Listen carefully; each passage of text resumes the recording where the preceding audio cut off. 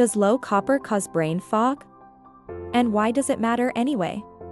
Well, in this video, I'll answer these questions and many more. Welcome back to the channel. First, let's find out why copper matters. It turns out that copper is one of the most vital minerals for various reasons. For example, copper is essential for energy production. In fact, copper helps build proteins and enzymes which are involved in transporting electrons and facilitating chemical reactions. This results in optimal mitochondrial functioning. Mitochondria are the powerhouse of the cell, which provides us with energy. And here's another fun fact. We depend on copper for healthy bones, nerves, and the immune system. Additionally, copper aids in iron metabolism, helping to prevent iron overload and maintaining proper iron distribution within the body. Copper also works together with iron to help make red blood cells. Without sufficient copper, our bodies cannot adequately utilize iron, leading to a condition called anemia. The copper-containing protein ceruloplasmin binds iron to transferrin, allowing it to travel through your bloodstream. On the flip side, excess copper can also cause problems. So copper seems to be one of those minerals where it's important to find the sweet spot. But how common is copper deficiency? Copper deficiency, also known as hypocupremia, is actually quite uncommon. However, it can significantly affect a person's health. The thing is that copper deficiency can be difficult to diagnose as its signs and symptoms mimic those of various other conditions. So what causes copper deficiency? First, gastric bypass or stomach surgery. Copper is mainly absorbed in the duodenum, the first part of the small intestine. So when this part of the digestive tract is bypassed or removed, less copper is absorbed, leading to potential deficiency. Next, we have celiac disease or IBD. These conditions cause inflammation and damage to the intestines, impairing nutrient uptake. Then comes excess zinc intake. Zinc is a crucial mineral, but when consumed in large amounts, it competes with copper for absorption in the gut, potentially leading to copper deficiency. Last, there's Manx disease, a rare genetic disorder that affects copper transport in the body. This prevents copper from reaching the brain and other tissues, leading to serious health problems. By the way, if you're enjoying this video so far, please do me a favor. Click the like button and subscribe. If you're not already, I'd greatly appreciate it. Let's now discuss the symptoms of copper deficiency. And remember, just because you have one or more of these symptoms doesn't mean you're deficient in copper. It's important to consult a healthcare professional for proper diagnosis and testing. First, persistent fatigue. Imagine feeling tired and sluggish all the time, no matter how much rest you get. That's what it's like to deal with persistent fatigue. And guess what?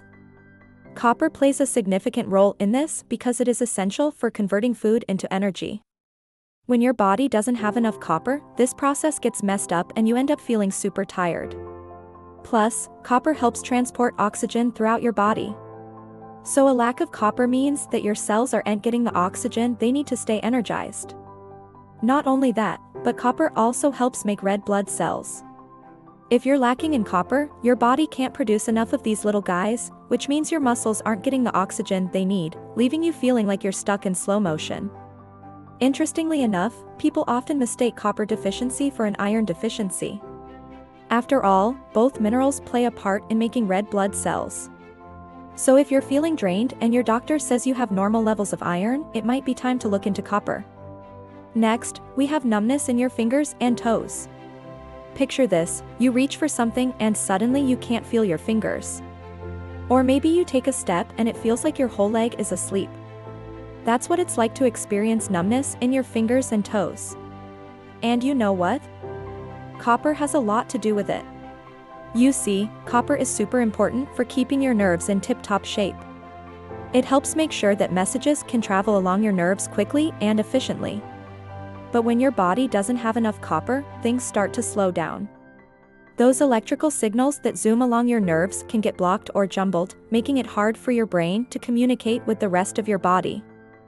Think of it like trying to play a game of telephone with a friend across the room. If you whisper the message too softly, it's easy for it to get distorted or even lost altogether.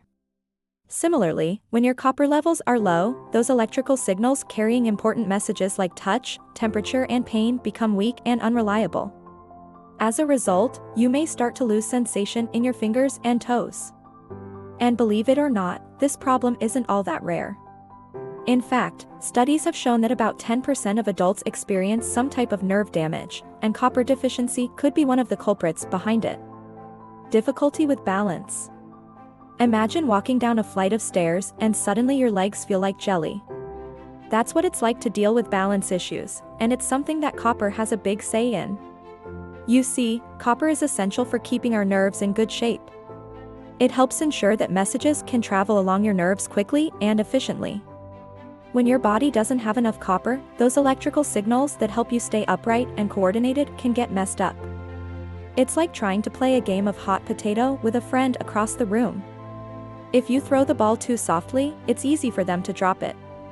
Similarly, when your copper levels are low, those electrical signals carrying important messages about your body's position and movement become weak and unreliable. As a result, you may start to feel off balance or unsteady on your feet. Then we have weakened bones. Picture this, you are trying to enjoy a nice cup of tea when suddenly your wrist buckles under the weight of the cup itself. That's what it's like to live with weakened bones. And copper plays a big role in keeping our bones strong. You see, copper is needed to make proteins and collagen, which are like the building blocks of our bones.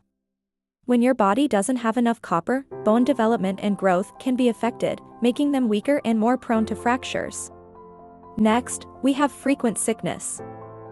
Feeling under the weather all the time? Well, that's what frequent sickness is like. And copper has a big role to play in keeping us healthy. You see, copper is essential for making white blood cells, which are like the soldiers of your immune system, fighting off the bad guys. When your body doesn't have enough copper, it can't make enough of these little guys, leaving you more vulnerable to infections and illnesses. Plus, copper also helps your body absorb iron, which is another important mineral for a healthy immune system. So when you're low in copper, you're not getting the full benefit of the iron you consume in your diet. With low copper levels, it's like trying to fight a battle with an incomplete set of tools. Your immune system needs all the help it can get, and copper is a vital part of that support system. Next, we have memory problems and brain fog. Dealing with brain fog and memory problems can be frustrating and concerning. Fortunately, copper may play a role in keeping our brains sharp. You see, copper is essential for making certain neurotransmitters, which are like the messengers of the brain, allowing us to think, move, and feel. When your body doesn't have enough copper, these messengers can't do their jobs effectively, leading to slower thinking and memory issues.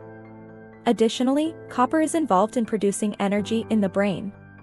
So when you're low in copper, your brain may not have the energy it needs to function optimally, contributing to feelings of mental fatigue. Now let's discuss the top foods that are rich in copper. Liver oysters, cocoa powder cashews, sunflower seeds, calamari, dark chocolate, sun-dried tomatoes, soybeans, mushrooms. When it comes to incorporating copper-rich foods into your diet, variety is key. Adding a mix of these foods to your meals can ensure you get enough copper while also enjoying a diverse range of nutrients.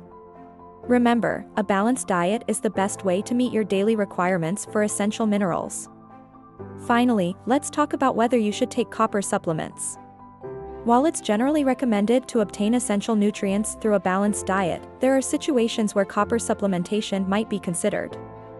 People who have undergone gastric bypass surgery or have certain digestive conditions like Crohn's disease or celiac disease that affect nutrient absorption may benefit from copper supplements. However, it's important to consult with a healthcare professional before starting any supplements, as they can help determine the appropriate dosage and monitor for any potential side effects or interactions with other medications. There you have it. Thank you for watching. Please like and share this video if it helped you. Stay healthy and energized with the power of copper.